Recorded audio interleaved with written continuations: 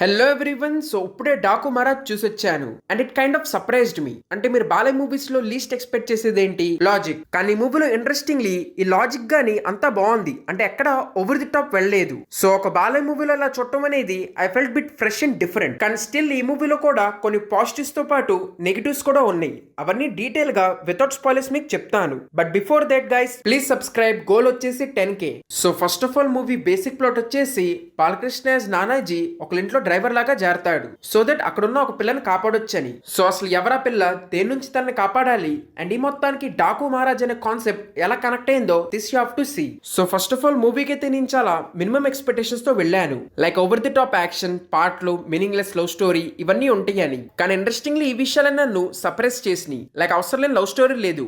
And పాటలు అంటారా, for wrong reasons బాగా హిట్ అయిన దబిడి దిబిడి సాంగ్ ఒక్కటే ఉంది. ఇన్ఫాక్ట్ ఈ సాంగ్ ఏదైతే రాంగ్ రీజన్స్ పాపులర్ అయిందో దీనికి మూవీలో కంప్లీట్ ఆపోజిట్ ఉంది. లైక్ ఫీమేల్ క్యారెక్టర్స్ ని బాగా చూపించారు. వాళ్ళు కూడా ఇంపార్టెంట్ రోల్స్ ఉన్నాయి. అండ్ అలాగే యాక్షన్ అంటారా, బాలయ్య జోన్ లోనే ఉన్నా గానీ కొంచెం డిఫరెంట్ గా, స్టైల్ గా, ఓవర్ ది టాప్ వెళ్లకుండానే కొంచెం కన్విన్సింగ్ గా చూపించారు. అంటే లైక్ ఒక సీన్ లో హీరోకి ఎనస్టేషియా ఇచ్చారు, అప్పుడే విలన్ వస్తాడు. సో జనరల్లీ మిగతా బాలయ్య మూవీస్ లో హీరోని అందరికన్నా పవర్ఫుల్ కాబట్టి డైరెక్ట్ గా లెగిసి వచ్చేస్తాడు. కానీ దీంట్లో దానికి కూడా కొంచెం లాజికల్ ఆన్సర్ ఇచ్చారు. అంటే బేసిక్లీ వార్ వన్ సైడ్ అయిపోదు. సో ఇవి కాకుండా మూవీలో నాకు ఇంకా బాగా నచ్చిన ఆస్పెక్ట్ వచ్చేసి movie taking or you can say craft. అంటే లైక్ స్టోరీలో స్టఫ్ లేకపోయినా చాలా కన్విక్షన్ తో తీశారు. బికాస్ కొన్ని షార్ట్స్ ఆర్ సీన్స్ చాలా బాగున్నాయి. లైక్ ఆ నైట్ ఫైట్ ఆర్ అలాగే ఇంట్లో ఫైట్, ఈ అన్ని చోట్ల కూడా సినిమాటోగ్రఫీ ఆర్ కలర్ గ్రేడింగ్ ఇవన్నీ కూడా కరెక్ట్ గా సెట్ అయినాయి. దాంతో కొన్ని సీన్లలో మంచి సినిమాటిక్ హై వచ్చింది. అంటే లైక్ ఈ విషయాలు స్టాండ్అవుట్ అయినాయి. సో డెఫినెట్లీ బాబీ ఈ డైరెక్షన్ ఆర్ ఈ టేకింగ్ డిపార్ట్మెంట్ లో బాగా వర్క్ చేశాడు.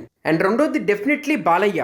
అంటే ఆయన యాక్టింగ్ గురించి చెప్పను, బికాస్ యూ ఆల్ నో ఆయన స్టైల్లో ఆయన చేసేస్తాడు. సో అలా కొన్ని scenes are really good. And other than that ఇన్ని రోజులు బాలయ్య మూవీస్ అంటే ఇలాగే ఉంటాయి అని చెప్పి స్టీరియోటైప్ చేసేసారు. So I think he also understood that. So అందుకే స్లోలీ స్క్రిప్ట్ సెలెక్షన్ మార్చాడు. Like he's doing age appropriate roles. Like previous గా భగవంత్ కేసరి అని ఇప్పుడు ఇది. సో అలా movie by movie slowly trying to break his own stereotype. In fact Akhanda 2 నుంచి 2.0 చూపిస్తానన్నాడు. So definitely ఈ మూవీలో చాలా బాగా చేశాడు. సో మూవీలో ఇవన్నీ ఇంత బాగున్నా గానీ ఏదో ఒక్కటి తగ్గిందంటే అది డెఫినెట్లీ స్టోరీ. అంటే మరీ మీనింగ్లెస్ స్టోరీ కాదు కానీ మనకు మూవీలో బీట్స్ అయితే క్లియర్ గా అర్థమైపోతాయి దట్ ఇప్పుడు హీరో వస్తాడు ఆర్ ఇది జరిగిద్దని. సో అందుకే స్టోరీ అయితే ఆల్రెడీ తెలిసి చూసిన కథలాగానే ఉంది. సో ఇది కూడా ఇంకొంచెం బాగా రాయాల్సింది, అప్పుడు డెఫినెట్లీ ఇది చాలా మంచి మూవీ అయ్యేది. అండ్ ఇంకోటి ఫ్యాన్స్ ని హ్యాపీగా చేసే స్టఫ్ ఉందా అంటే ఐ వుడ్ సే 50-50. అంటే అసలు స్టోరీకి సంబంధం లేకుండా బాలయ్యని నరుక్కుంటా వెళ్ళాలన్న వాళ్ళకి అంతగా ఎక్కకపోవచ్చు. బికాస్ చెప్పే కదా, లాజికలీ కుదిరినంత వరకు యాక్షన్ చూపించారు.